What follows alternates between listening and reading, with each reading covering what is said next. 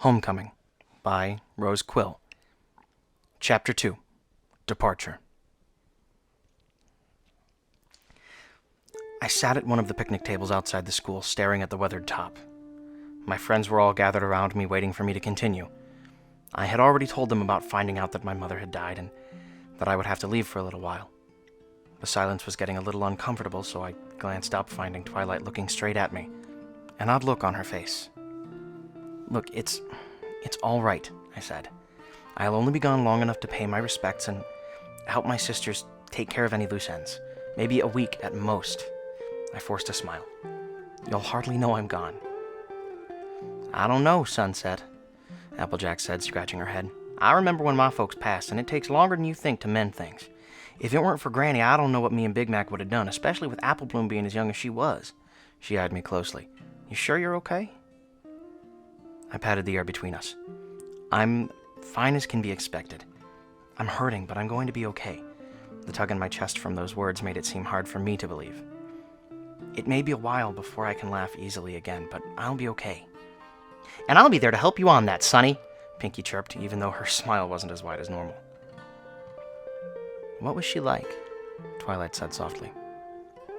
The question caught me off guard. "What do you mean? What was your mom like? What did she do? What did she like?" I poked at the tabletop. "I don't remember a lot. I haven't seen her much since I was a filly." Twilight looked confused for a moment until Fluttershy leaned over and whispered in her ear. "Oh, right," she murmured. "Pony." She was still trying to wrap her scientific brain around that idea. I continued as though I hadn't heard the exchange. It was common enough since Princess Twilight had come after me a little over a year ago.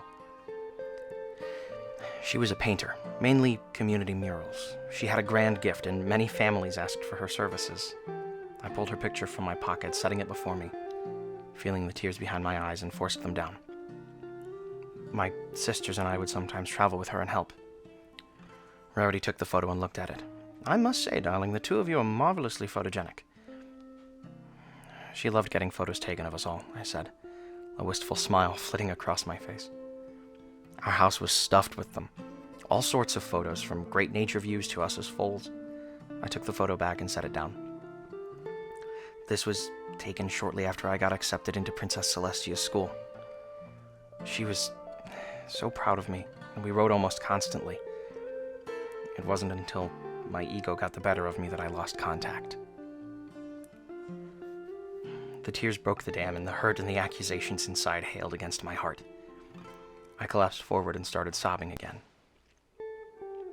Pinky and Fluttershy were next to me, and I felt both of them rub my back. For once, Pinky was being quiet and calm. I felt a hand cover mine, and I glanced up to see Twilight holding it, a few tears in her eyes too. All of them looked upset, sad over my pain and the fact that they couldn't help me with it. I wiped my eyes and sniffed a few times. "I'm sorry, you guys," I said, my voice still weepy. I hate getting like this. I just miss her. Maybe if I hadn't run away." Rainbow Dash slammed her hands down. "What, she might not have died? You can't believe your leaving had anything to do with that." I don't know," I said. "I don't even know why she died. I can't say for sure it wasn't my fault." "You can't say it was, either," whispered Fluttershy. I shook my head. "But there's also the years I was here." I traced the outline of my mother's face in the photo. "I never told her I was leaving, and I know Celestia wasn't going to tell her I ran into an alternate world because of something I saw in a magic mirror that made me demand she make me a princess." The memories of that stabbed deeply, making sure the tears kept flowing. "I know if nothing else, I caused her and my sisters a lot of heartache." "You simply won't know until you go see them, I'm sure," Rarity said, reaching out and giving my hand a squeeze along with Twilight. Just be sure to let us know how things are going and if there's anything we can do to help." "How am I supposed to do that?" I asked with a grim chuckle. "Leave the book with one of us," AJ said. "We'll be sure to check it every day." "Or we could go with you," Rainbow remarked, an eager look in her eyes. "I'm not sure that's a good idea, Dash," I hedged. "I don't know what would happen if you all tried to cross the portal. At the bare minimum, you'd be turned into a pony, and I don't know how the world would react to two of you. And if the stories I heard from the princess are true, you all are moderately famous in all likelihood. But we saw the other me come through and nothing happened, Twilight said, thoughtful. I hesitated. I'll say that I'm not sure how the mirror works, but it's still probably not a good idea. Magic can have a weird way of reacting to some things. I glanced at my watch and stood up. Thanks for listening, but if I'm going to be ready to leave when the portal opens, I need to go and set some things up. I pulled the book with my cutie mark stamped on it and passed it to Twilight. Can I trust you won't try dissecting the book to figure out how it works? I asked with a wan smile. She smiled back, but there was something in her eyes that I couldn't place. Her mind obviously somewhere else. Ever since the friendship games, there had been a connection between us, and I had felt it resonate during our time at Camp Everfree. I put it down again as the fact that the magic that had awakened in her at the games had been drawn from my friends and myself. Along with my newfound ability to sense emotions and memories, I figured I was just better at sensing the fading echo of magic.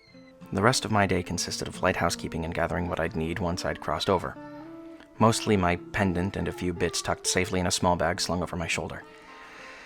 As night began to fall, I made my way to the school and the Wondercold statue that held the portal to Equestria.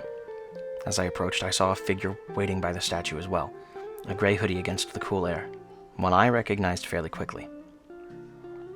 Twilight? She turned, nervously adjusting her glasses. I didn't think you should go alone, she stated quietly. What about the book? I left it with Applejack. It seemed safer than anyone else. You're not coming, Twi, I said firmly. You don't know the land or its social constructs. It is also not quite as safe as this site is. From everything I've heard from you and from reading some of the entries in the book this afternoon, it's a safe enough place for a few days, and I think you could use a friend to be there with you. I'll have the princess and her friends, my family, I stated, a little annoyed that she was still arguing against me. Are you listening to yourself? She said, more forcefully than I had ever heard her speak before. The princess and her friends. They may look like our friends, act like them, but they are not our friends. Not really. Her face held a look that wouldn't brook argument. You may be friends with Princess Twilight, but outside of her, you're going to be alone at first. You haven't talked to your sisters in years, and Celestia is still going to be in the position of your former teacher and mentor. If anything else, you need a friend that knows you from more than a few hurried letters. She adjusted her glasses, the slight blush of embarrassment showing. And in the case of grief, through a loss like this, having a familiar person around you has been shown to help with the recovery process in some studies. I started to open my mouth to rebuke her statements when the truth of what she was saying started to hit home. She was right, and the thought made me realize how lonely it might feel if the only real ally I had was Princess Twilight. I sighed and rubbed the bridge of my nose, my frustration leaking away. I knew that yelling wouldn't accomplish anything, given how she had reacted at the games after the attack of the vines and my angry outburst. Okay, but let me warn you, the first few seconds are going to be disorienting, and I want you to stay still when you finish crossing through. You're going to have a different physiology, and your center of gravity will be off. I locked eyes with her. Not to mention, you're going to look and sound exactly like a local royal figure. Last chance to back out. She took a deep breath and turned towards the portal. Ready, she said, a little tremble in her voice and body that I recognized from lab days in science class. Just as much as she wanted to help me, she was going to see something new, and that was addictive to her. See you on the other side, I said, and stepped through. And that was chapter 2. Thanks, guys. Hope you enjoy it.